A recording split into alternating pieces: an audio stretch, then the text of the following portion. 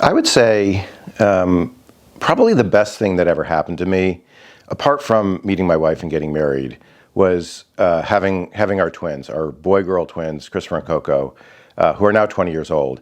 It just has brought so much joy, fulfillment, meaning to my life, to the point where I can't even describe it. But I will say, things started out a little rocky, and part of that was because there were a couple mistakes my wife and I made, which definitely impacted the first few months of my kid's life here on Earth. I strongly urge, if you're expecting twins, don't make these mistakes. I'm telling you. Let me give you a little context for what I'm talking about. So, my wife and I were older when we got married, and so after we got married, we wanted to have kids, and it took maybe, I think it was like a year and a half or so when my wife got pregnant. But we were just thrilled, and we found out we were having twins. Then we found out they were boy-girl twins, so that was perfect. Again, we were kind of got married and had kids late in life, so we thought, hey, if we have boy-girl twins, great, we're all set. And we just couldn't wait. We just anticipated that big day and just couldn't wait to be parents. I remember one day though, my wife was probably around 5 months pregnant. We went to church. It was Sunday morning, and after church, everybody talks over coffee hour or whatever. And we were talking to our friends, George and Angie, who had twin girls. The girls were probably about 6 years old at the time.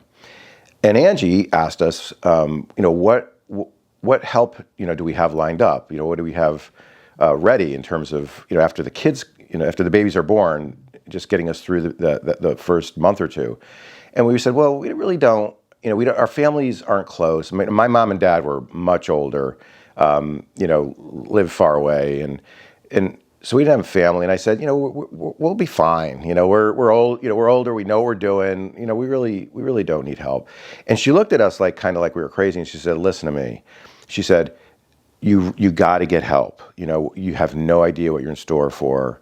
When you have twins, it's just you think you're gonna be able to do it on your own. You really need help. You can't do this on your own. So please just do that. And we were like, oh, really? And she said, absolutely. Even with a lot of help, it's still really hard. And she said, I can't describe it. There's just having both, newborns at the same time. There's just, layers of things you got to do that just it's multiplied times like 4 times if you just had a singleton. So we're like, okay, all right, well, thank you for that advice. Really appreciate it. Then we got in the car on the way home, and we were kind of laughing, like, oh, Angie, she's so rich, and she's got help for everything. We're going to be fine. We thought it was just kind of hilarious. It didn't even dawn on us that we should listen to what she was saying. So it was a few months later, and the big day came. My wife and we planned a C-section. So we packed our bags, went to the hospital, and the big day had come. So when we got to the hospital, I would say everything generally went fine. As I said, we had a planned C-section, which means they're ready to do a C-section, but they do try to induce natural birth. And if that works, great. With twins, it's sort of high risk. If it works, great. If not, then they do the C-section. So that's what they did. They induced my wife. Our first child, Coco, came out naturally, really smoothly. I was in the delivery room. And then Christopher was next. He, for whatever reason, didn't want to come out. So, a few minutes went by, and you can actually hear his heartbeat over this monitor. And, after a while, the heartbeat started to kind of slow down, and it got a little concerning, and then it started to really slow down, and then it stopped. And that was kind of like when panic set in for me anyway. And that's when they were like, get the father out. That was me. They ushered me into this room next to the delivery room, and then they did the emergency C-section of my wife. And, my son, he was okay, but he had a lot of kind of fluid in his lungs because he didn't go through the birth canal. It doesn't squeeze out all the fluids. So he was in the NICU for a few days. everything went fine in the hospital. So I think, with a twin birth, they keep you in a few days longer. So after, I think it was like 5 days, we packed up the kids, put them in their car seats, first time bringing them home.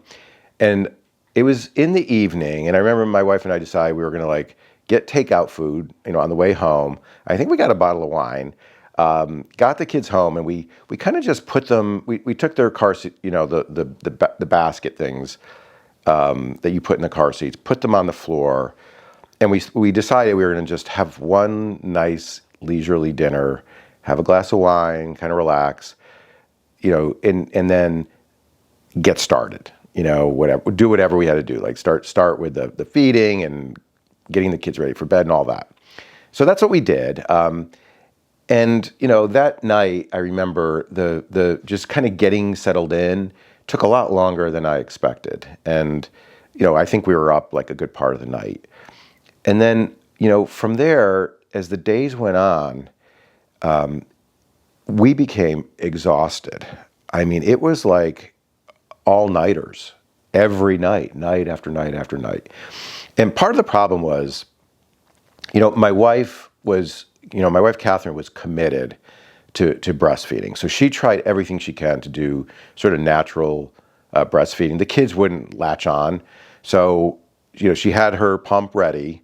When she told me she was going to be pumping because the natural breastfeeding thing wasn't working, I was like, all right. I kind of pictured, the pump maybe the size of, I don't know, an iPhone or something. Well, as it turned out, this pump was huge. It looked like a jet engine, and she would sit in bed, and they had these like suction. They look like these like cone-shaped suction cup things she would put on her breasts, and it felt like she was up all night doing that. So as a result, I was on, feeding duty and diaper changing duty. So, and it wasn't like she was taking it easy. What she was doing seemed like a lot of work. But we were just up night after night after night after night. And as time went on, it just got worse. It got like to the point where, I had my own law practice at the time. That was getting severely neglected. But I had started a business.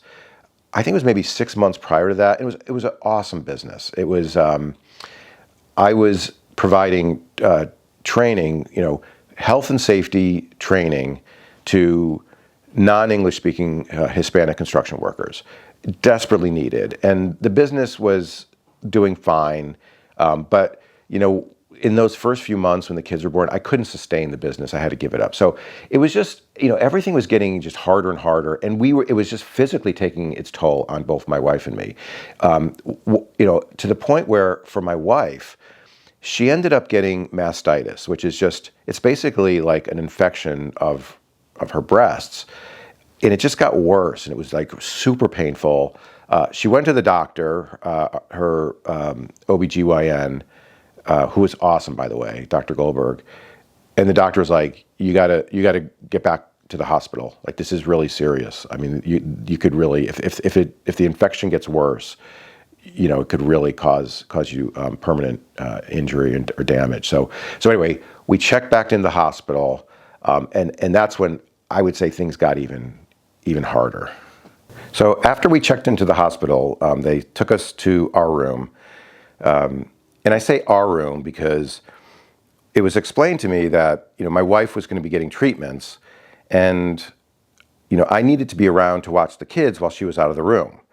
And they said, and I said, well, what about the nursery? It was awesome when the kids were born, they were in the nursery and they got great care. And they said, no, now that even though we were back on the same hall, the same floor, basically the delivery floor of the hospital, they said, now that the kids are older, you don't have access to the nursery. That's just for newborns.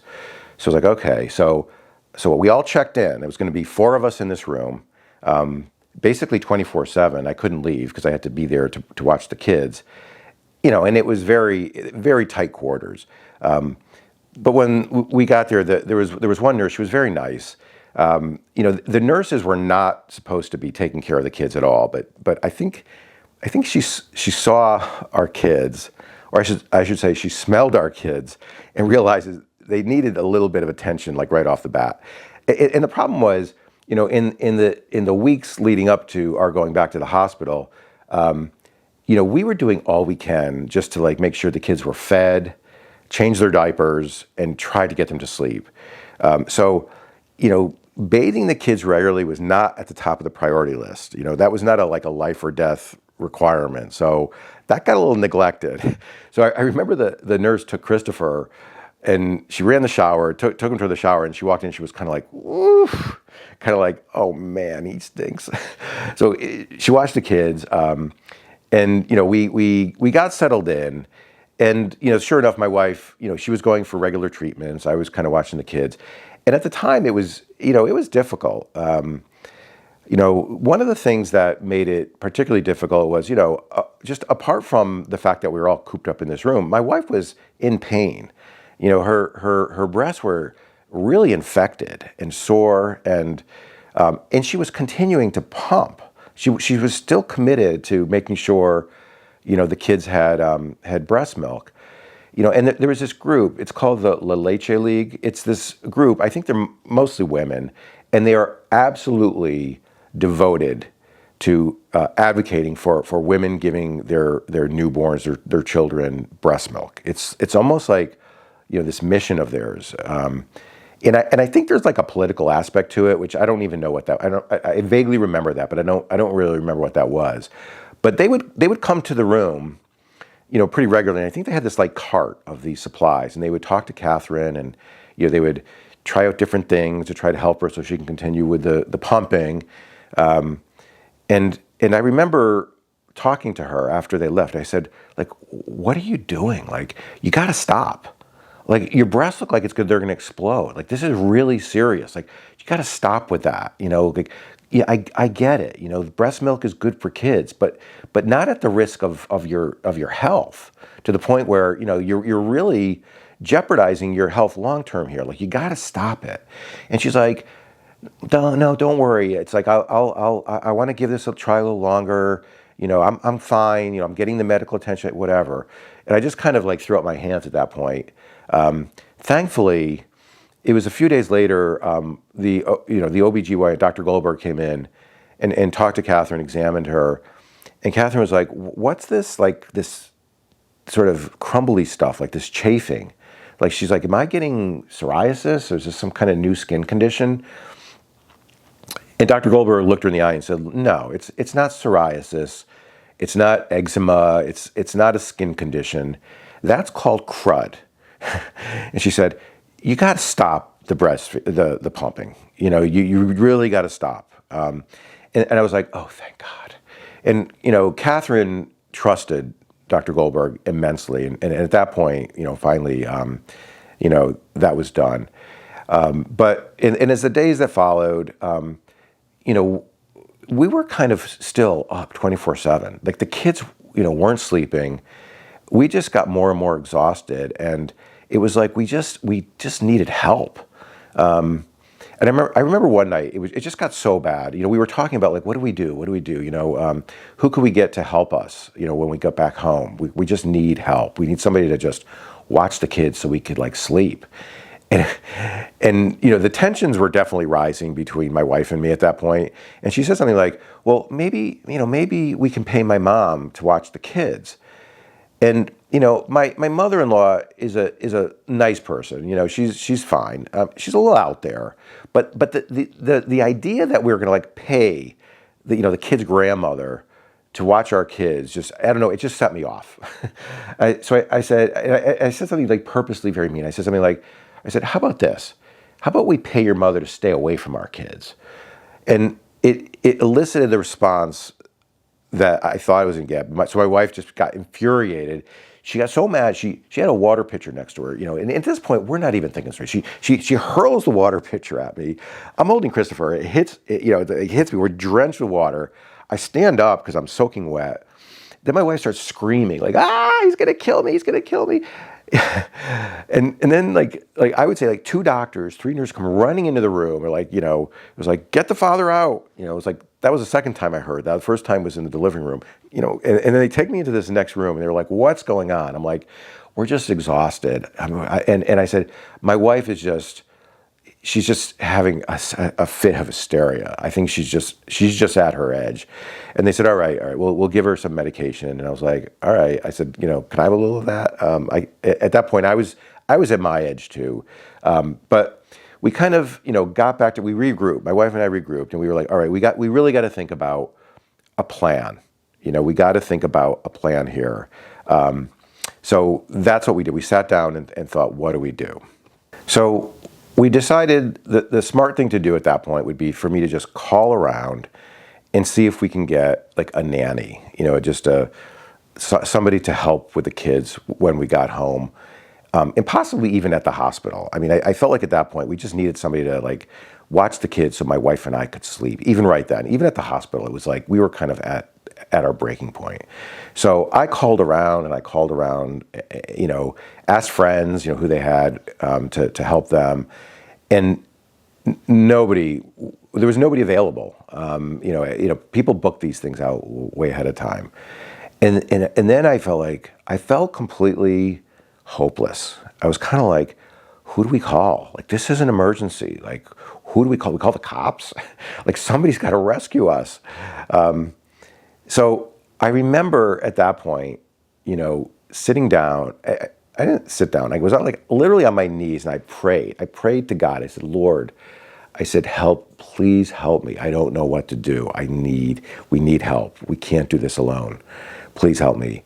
And it wasn't long after that, a friend had, that I had reached out to finally responded and said, look, I know this group. They're very expensive, kind of high end. They're called the Bluebirds. I think the Bluebirds of Boston. But they're supposed to be amazing, really good childcare. Give them a try. So I was kind of like, all right, I tried everybody else. So I figured, what's the harm? I called, and the owner of the business, her name was Kate, answered the phone, and she had like an English. I don't know if she's from Scotland or England or Australia. I don't remember. And she sounded very, very proper and very classy. And I explained our situation. I said, please help us. And she almost like laughed, kind of like tittered. She didn't laugh, she tittered. Like, we book our Bluebirds out, 6 months in advance. We don't have even one day, whatever. And then I literally begged her. I said, please, just please, we're in the hospital. My wife and I just need sleep. Could I just have a Bluebird for one night, please? And she kind of paused and she said, all right, I'll give you one Bluebird, at the hospital. And the way they work is, they're overnight nannies. They literally are there so you can sleep. So they come it's like 10 o'clock at night, and then they watch the kids. So, it was like the next night, the Bluebird came. We were at Beth Israel Hospital. She came to our hospital room, and they take off their shoes, they put them at the door, and I'm explaining the process and everything else. She's like, no, just look, you and your wife, just go to sleep. I'm going to take care of the kids.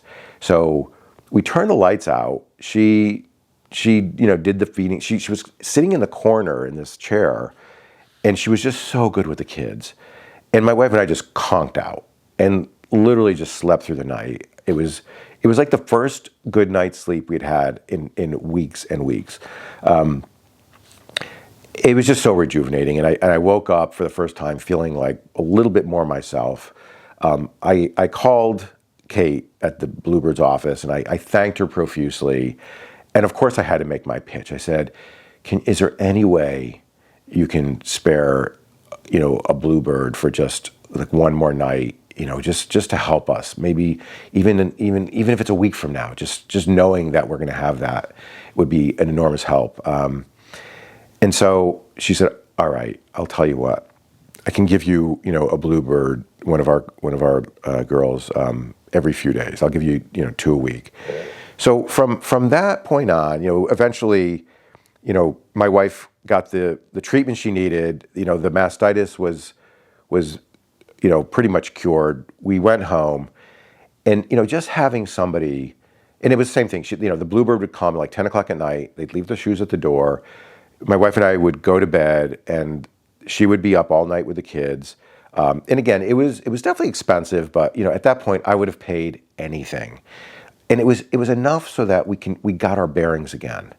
we became ourselves again. You know, it was just getting that good night's sleep every few nights just turned everything around. And from that point on, you know, I got to say, you know, it was so much fun. I would say the first year of the kids' lives, my wife and I, you know, we would just every night. I remember this before the kids would go to bed. We would put on music, and we would just, you know, my wife would take one of the twins, I would take the other. We just dance around and, you know, sing, and the kids, even from a very young age, would laugh. And I also remember, you know, in the afternoon, it was like a daily ritual. We'd put the kids in the stroller, and we would walk all the way down the hill that, you know, our house was on. At the bottom, there was a Bragham's ice cream. So that was like our afternoon ritual. So, you know, it was just absolutely, it was just wonderful. It was wonderful. So if you're going to have twins, you're in for a treat, you know. But here are the two things, you know, lessons learned. You know, number one, you know, you do need help. Like, don't be crazy. You know, and you need a lot more help than you need. So take whatever help you can get. If you've got family around, great. If you don't have family around, you know, you need to hire people. And you need to plan for that like way in advance. Absolutely, please listen to me. We didn't listen to Angie, and we regretted it. And the second thing is, you know, be careful about.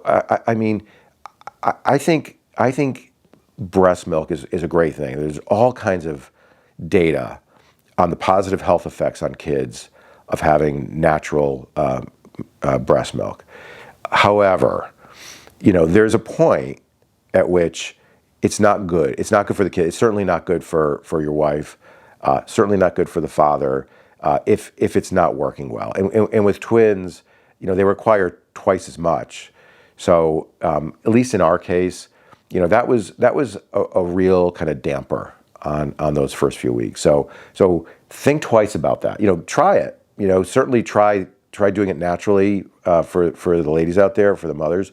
If that doesn't work, you know, pumping sometimes works fine for people. But again, with the twins, there's just another dimension to it that if it gets to the point where it's affecting, you know, the health of the mother, you know, give it a second thought. So anyway, that's it for today. Like I always say, you know, please let me know your thoughts. I'd love to read your comments. I respond to comments. And we'll see you next time.